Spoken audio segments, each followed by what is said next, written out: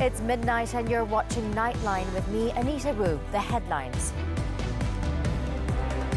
PM assures STR would be increased if rakyat affected by subsidy rationalisation.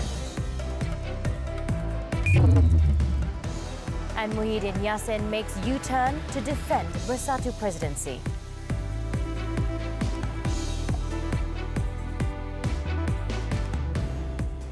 We begin with this story. The search is still on for a 2-year-old boy who went missing after falling into a drain at Taman Goodwood, Bukit Palah in Melaka on Saturday.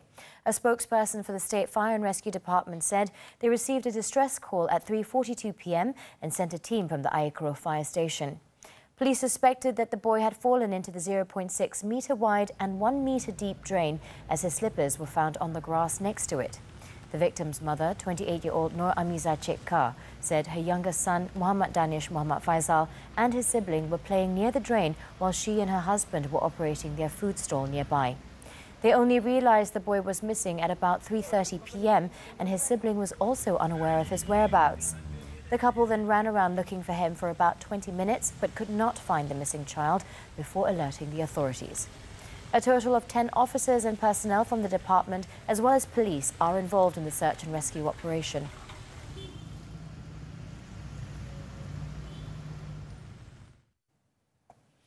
Dangerous level continuous heavy rain has been forecast in several areas in Kelantan and Terengganu until Monday. The Malaysian Meteorological Department, Met Malaysia, in a statement on Saturday said the areas affected in Kelantan are Tumpat, Pasir Mas, Kota Baru, Jeli, Tanah Merah, Bachok, Machang, Pasir Putih and Kuala Krai. Whereas in Terengganu, the affected areas are Besut, Setiu, Kuala Nerus, Kuala Terengganu and Marang. Met Malaysia has also forecast severe level continuous heavy rain involving several areas in 3 states during the same period. These areas include Hulu Perak in Perak, Gua Musang in Kelantan as well as Hulu Terengganu, Dungun and Kemaman in Terengganu. Alert level continuous rain is also forecast in Perlis, Kedah, Pulau Pinang, as well as the districts of Kurian, Larut, Matang and Selama, Manjung and Kuala Kangsar in Perak, as well as Jerantut and Kuantan in Pahang, also until Monday.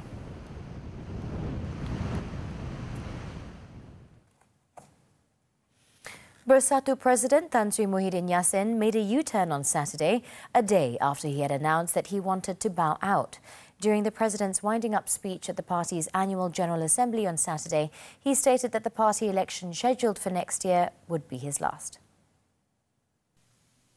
According to Muhyiddin, he changed his mind about not defending his presidency after considering his wife, Puan Sri Nuraini Abdul Rahman's plea for him to stay for another term. Sebenarnya, saudara, kuasa yang paling besar saya nak sebutkan sini bukan perhimpunan agung. Kuasa besarnya tidak lain adalah isteri saya. Ini dia kata, stay another term. Jangan kecewakan mereka. They need you. Mereka ikhlas ya. Mereka saya. Saya jawab. Ini dialog Saya kata, yes, I know. Lepas tu saya kata, so, carry on, saya restu betul. Terima kasih, Tuan Sri. Bersatu, still with you. Masih belum kuat. Earlier in his speech, Muhyiddin proposed to become the party's advisor, which could help the party in determining its direction before retracting his announcement. He said a presidential council could be established to allow him to continue to contribute to the party, even if he was not a president. However, delegates at the Bersatu AGM unanimously passed a motion to reject his decision to not defend his post. Meanwhile, at a media conference later, Muhyiddin, who is also Perikatan National Chairman, denied that his announcement on Friday was a gimmick. On Friday, Muhyiddin announced that he will not be defending his post in the party election next year to give way to other leaders to take over the party leadership through the democratic process. In May, Bersatu decided to postpone its party polls to next year to face the August 12th state elections. The recipients of Rumah Rakyat Al Sultan Abdullah Ru Rasa have been reminded to be grateful for being chosen to receive a comfortable residence as shelter for their family. Yang di-Pertuan Agong Al Sultan Abdullah Rayatuddin Al Mustafa Billah Shah said that the house, built with his efforts alongside the President of the United Arab Emirates, Sheikh Mohammed Zayed Al Nahyan, should be looked after as best as possible.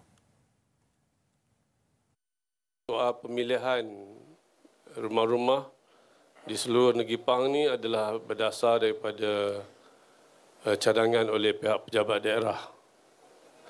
Berdasarkan kepada lokasi tempat yang diutamakan ialah mereka-mereka yang berada di kawasan yang selalu kena banjir lah. Al Sultan Abdullah said this when officiating the handover ceremony of the Ru Rasa house keys to the recipients in Kampung Kedondong in Jerantut on Saturday. The King also expressed his appreciation to the Pahang government for helping to speed up the construction of the houses, which cost between 75,000 ringgit and 100,000 ringgit each. In total, there are 22 Ru Rasa recipients for the Jerantut district. After the ceremony, Al Sultan Abdullah also spent some time to visit Mat Kilau's tomb, which is located in the village. The Yang di-Pertuan Agong later attended the opening of the 5th Yayasan Al Sultan Abdullah Yasa Hemodialysis Centre in Taman Impian Permai and witnessed the handover of the first ambulance to Yasa.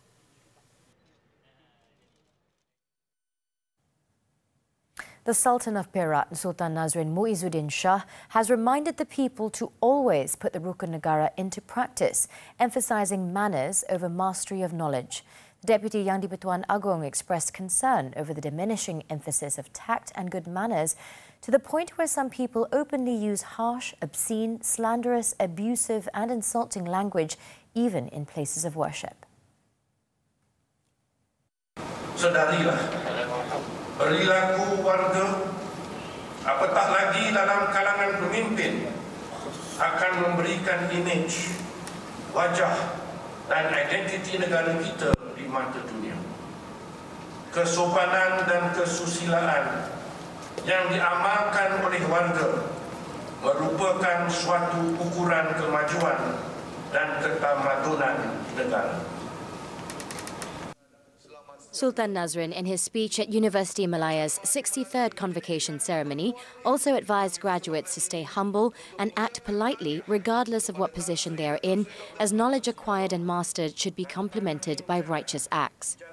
The Perak ruler, who is also Chancellor, highlighted the rising concern over the neglect of courtesy and etiquette, which is not perpetrated by the uneducated or those in low positions, but is sacrificed by highly educated, high-ranking and titled individuals. In this regard, Sultan Nazrin said it is crucial to incorporate the 5th principle of Rukun Negara, courtesy and morality, into educational programs so that the good values are understood, internalized and put into practice by all citizens. The Sultan later presented scrolls to 500 doctoral graduates under various disciplines.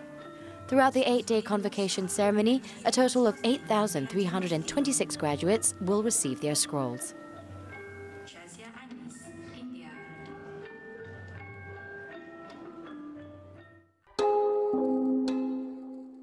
We have decided to offer a reward, 50,000 ringgit.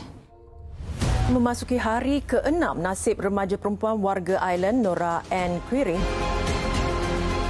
Kampung ni belum pernah ada kes berlaku, kes besar macam ni kan, kes-kes pelancong hilang. Dan mayat tu dibawa keluar menggunakan helikopter.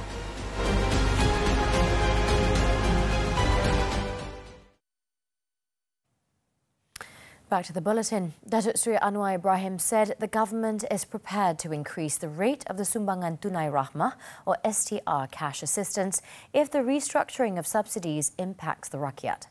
The Prime Minister added that the targeted subsidy approach will continue to be implemented by the government, but at the same time, a more effective safety net will be provided for the low-income and vulnerable groups.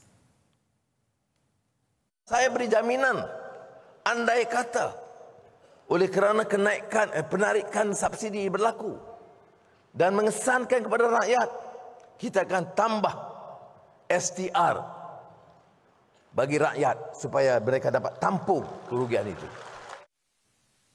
Anwar, who was also PKR president, said this in his policy speech at the party's 17th Annual National Congress 2023 in Putrajaya on Saturday night. He added that the government can save almost 4 billion ringgit from the implementation of targeted subsidies. Anwar also said that the blanket subsidy approach is no longer relevant and sustainable as its costs continue to inflate every year. In 2022 alone, the amount of subsidies for petrol, diesel, LPG, cooking oil, flour and electricity reached 77.3 billion ringgit, making it the highest in the country's history.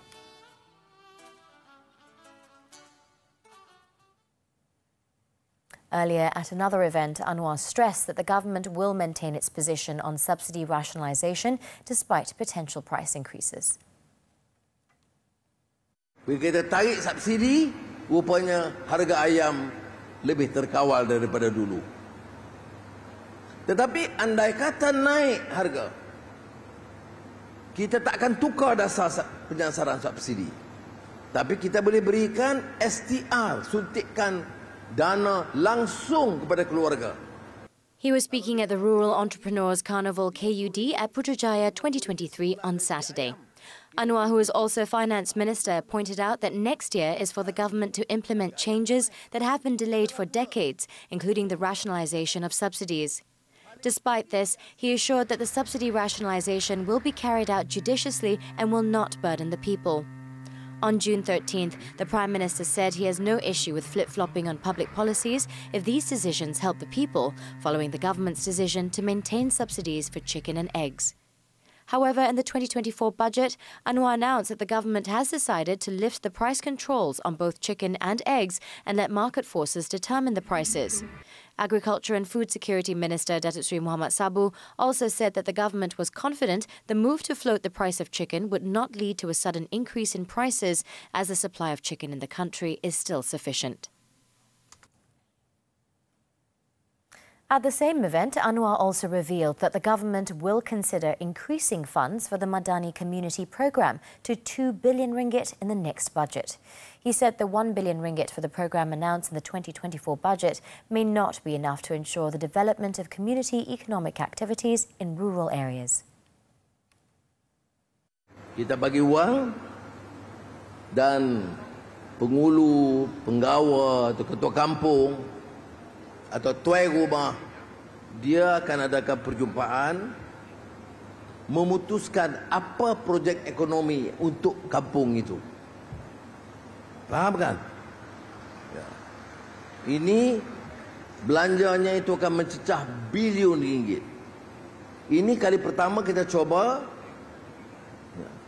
Di kampung itu masyarakat datang kuasa dia putuskan. He added that the communities can also seek assistance from ministerial officers if they wish to ensure the success of the economic projects.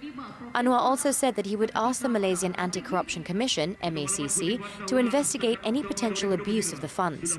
He also emphasised that the funds allocated were specifically for economic generation and not for the repair of damaged fences or bridges. The Madani Community Programme, supervised by the Implementation Coordination Unit, sees villages, longhouses and the People's Housing projects given grants of between 50,000 and 100,000 ringgit to conduct community projects such as vegetable farming or crafts to uplift the local community's economy and enable them to earn incomes.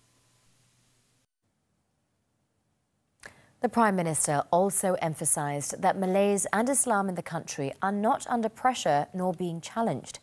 He dismissed these claims as a baseless political narrative played up by certain quarters to divert the focus of the people from more important matters such as developing the country.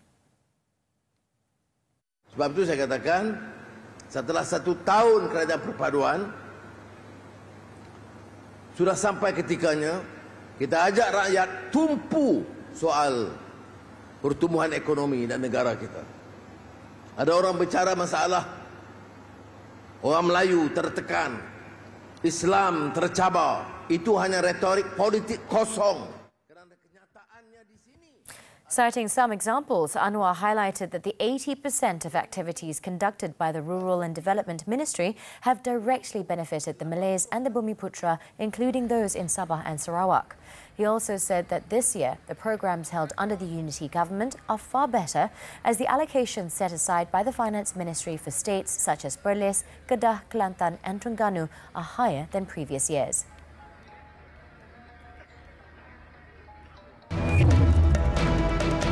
We're going for a short break. When we return, Japan detects season's first bird flu case. Stay tuned.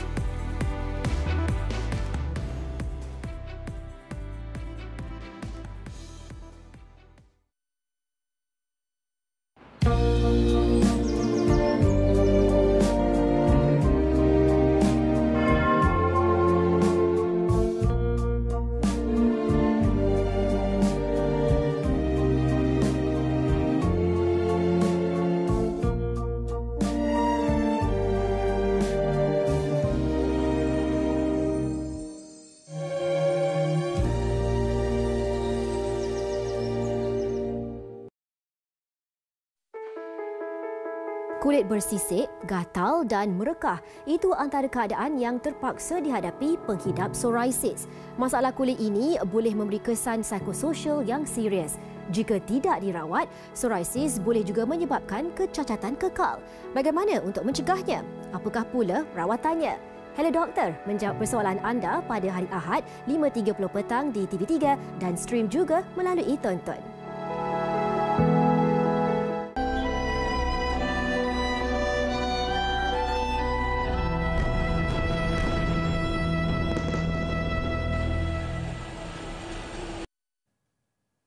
We're back with news on the foreign front. Hamas was expected to release a second group of Israelis on Saturday as a planned four-day truce to allow an exchange of 50 hostages for Palestinian prisoners continued to hold in the besieged Gaza Strip. Egyptian security sources said they had received the names of 14 Israeli women and children from Hamas and were waiting for more details on when the hostages would be handed over to Egyptian authorities. Israeli security officials were reviewing the list, and the office of Prime Minister Benjamin Netanyahu did not confirm the number or timing of the expected release. Under the truce, 50 women and children held by Hamas are to be released in stages over 4 days in return for 150 Palestinian women and teenagers who are among thousands of detainees in the Zionist regime's jails. However, both sides stated that the conflict would resume as soon as the truce ends, although US President Joe Biden said that there was a real chance of extending the truce. Meanwhile, families of Palestinian detainees freed by Israel felt relieved but marred with sadness, knowing that the fighting is set to continue in Gaza after the expiry of the four-day truce. لما صارت هاي صفقة الأسرى الحمد لله يعني انبسطنا كثير وقلنا كم من يوم بنستنى على أعصابنا ليل نهار بنستنى تمنى صارت الصفقة وهي الحمد لله اللي طلعت. احنا طبعا الحين مبسوطين بس مبسوطين 30%، 70% مش مبسوطين بالنسبة للظروف هاي الصعبة اللي في غزة. الدمار ديسترويد، الدمار الهائل والقتلى بالآلاف والأوضاع الصعبة، فمش مناسبة إن نكون مبسوطين. يعني شعور بصراحة لا يوصف، يعني التقيت في أهلي والناس كلها اللي بتحبني، شعور لا يوصف، يعني جدا مبسوطة إني طلعت في الصفقة. أكيد تحية للمقاومة اللي طلعتني وإن شاء الله عقبال بقية الأسرى. In the meantime, trucks loaded with humanitarian aid supplies were passing through the Rafah border crossing between Gaza and Egypt, convoy after convoy on Saturday. The humanitarian aid was also being distributed in northern Gaza, the focal point of the Zionist regime's ground offensive. Egypt estimates that 200 trucks will enter Gaza daily during the four-day truce, still far less than the pre-conflict level of 500. Despite these efforts, the short truce leaves Gaza mired in the humanitarian crisis and under the looming threat of resumed fighting.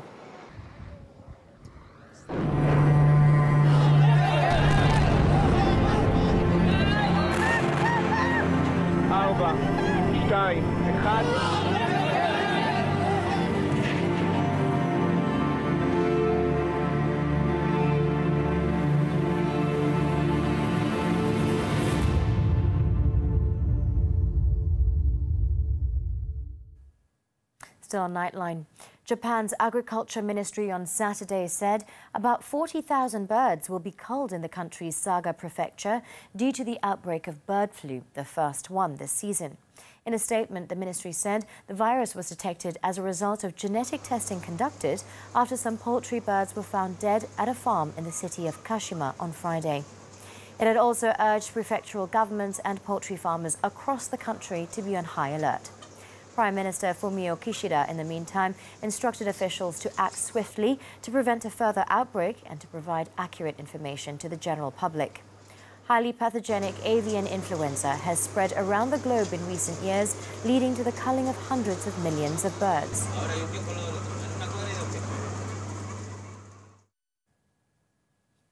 Over in Pakistan, at least 11 people have been killed by a fire at a shopping mall in the southern city of Karachi on Saturday.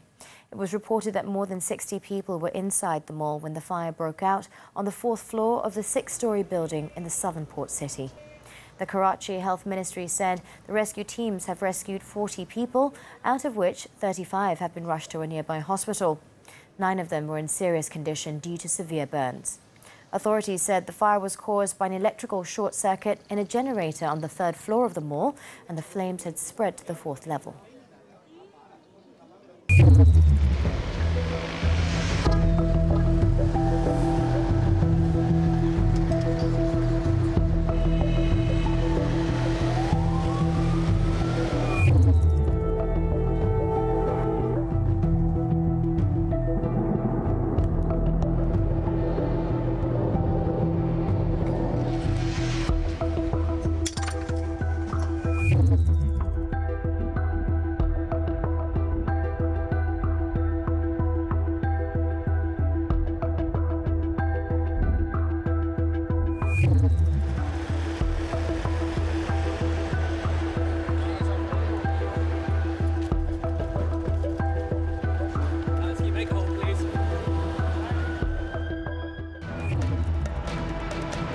Up next, Selangor maintain unbeaten run. Sports after this breather. Stay tuned.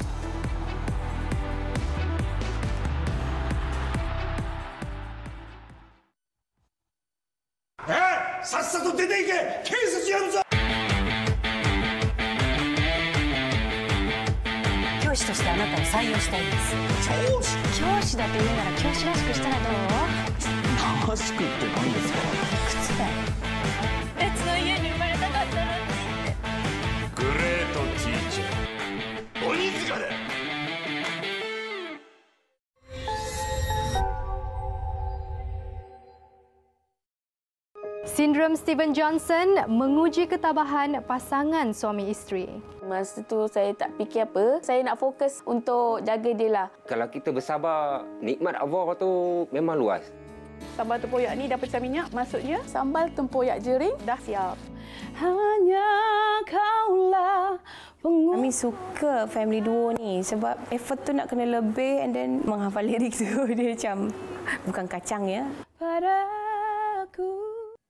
We're back with sports news now. Football, the 2023 Super League. 2 more matches were played on Saturday night. Negeri Sembilan FC claimed a 2-0 win over PDRM FC. At the MBPJ Stadium, host Selangor FC remained unbeaten as they thrashed Perak FC 4-0. The Red Giants opened the scoring just 4 minutes into the game through Sharul Nazim. Ahmad Mukhairi Akmal doubled the advantage in the 33rd minute before Venezuelan Yohandri Orozco added the third in the 73rd minute. Aaron Delville put the icing on the cake just before the final whistle, sealing an emphatic 4-0 win for Selangor. The victory saw Selangor keeping a second spot in the standings with 55 points.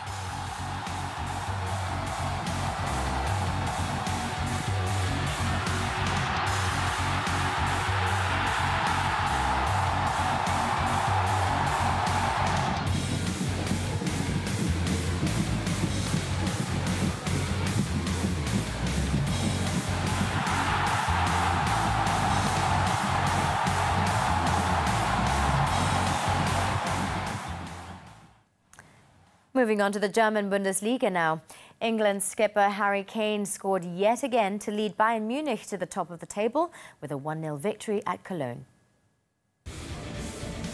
Kane's goal was his 18th in 12 league matches, and he also became the first English player to score 18 times in a Bundesliga season.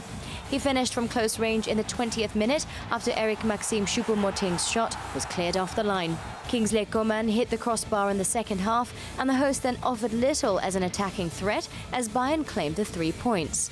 The victory takes Bayern 1 point ahead of the unbeaten Bayer Leverkusen, who will regain the top spot if they win at Werder Bremen. Still on football, the Saudi Pro League.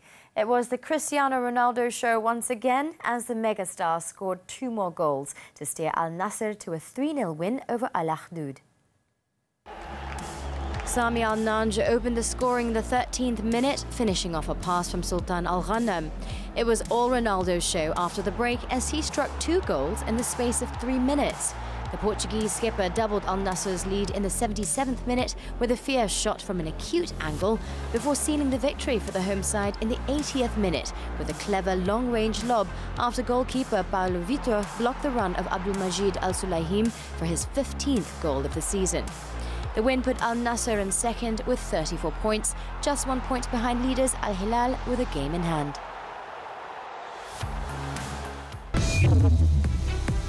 Coming up after this breather, police regard Cyril's statement as unfounded. Don't go anywhere.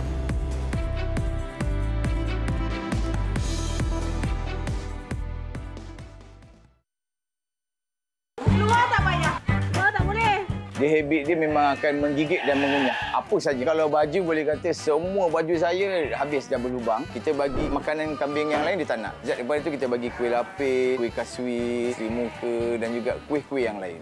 Kilat tu lalu betul-betul dekat atas kepala kita. Rambut yang panjang ni dia jadi kembang tau. Bulu roma terbakar. Experience tu kelakar tapi dia bahaya. Tapi kalau kita cerita tak rakam, orang tak percaya kan. Stream sekarang melalui Tonton. Kira masa mula-mula tu tahu doktor bagi tahu tu perasaan ni kira memang ancok lah kita kira jadi ni lah tak boleh terima sebab kan yang kita tahu kanser ni pembunuh nombor 1 Malaysia lah, dunia. Kita reda je lah. Cuba buat apa yang mampu untuk dia lah. Cuba bagi dia bahagia. Tak mau bagi dia stres, dia down, bagi dia semangat.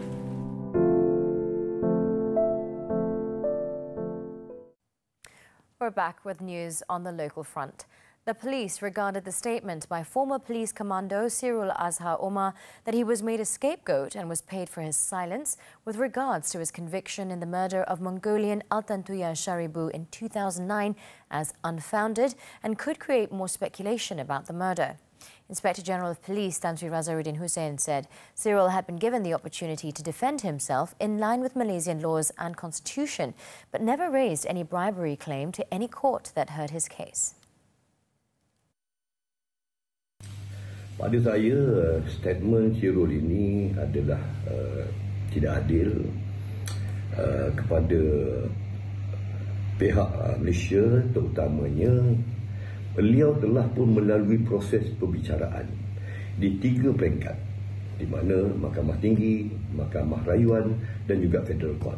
Razaruddin added that if Cyril is convinced and feels the need for justice and that there is new evidence, he or his lawyer can make a police report so the authorities can take the necessary action. The top cop also said Cyril had not until now made any application to review the death sentence imposed on him, in line with the revision of sentence of death and imprisonment for natural life, temporary jurisdiction of the Federal Court, Act 2023, which gives 90 days from September 12th this year for a death penalty offender to apply for a review. Cyril, in an exclusive interview with an international media outlet, which was aired on Friday, said he was offered about 1 million ringgit from unnamed sources to keep quiet about the Altan Tuya murder.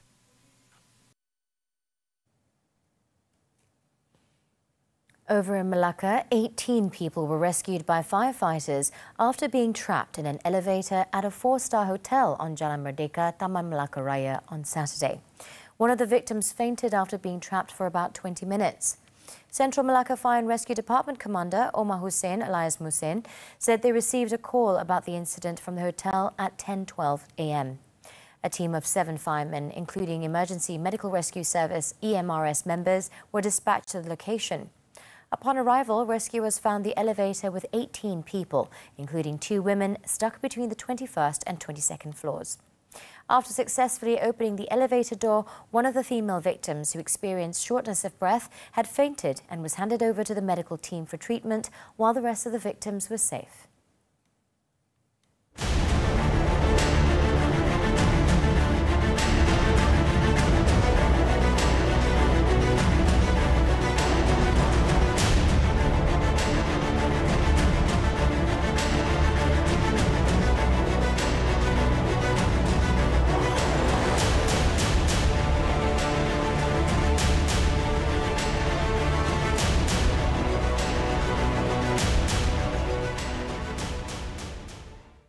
Nightline draws to a close this time around. However, before we leave, let's take a quick look at the spectacular aerial performances showcased by aerobatic teams from around the world at the ongoing 2023 Aero Asia Show in China's city of Zhuhai. With that, I'm Anita. Thank you for watching and be well, Malaysia.